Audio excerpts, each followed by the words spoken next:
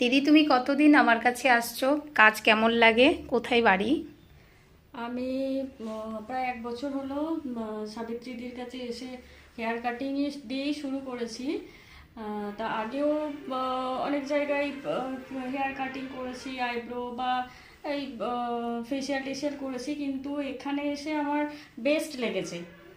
দেখ, আমি সবাইকে বলবো যে এখানে দিদি খুব সুন্দর করে যত্ন সহকারে নিজে দাঁড়িয়ে থেকে বা নিজে যখন যেরকম ইয়ে হয় তো উনি করিয়ে দেন।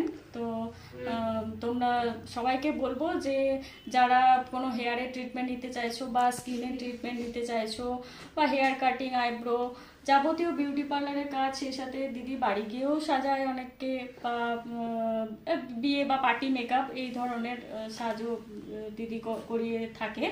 তো তোমরা সবাই দিদির সাথে এই দিদির ফোন নাম্বারে যোগাযোগ করতে পারো। আমার থ্যাংক খুবই ভালো লেগেছে। Thank you.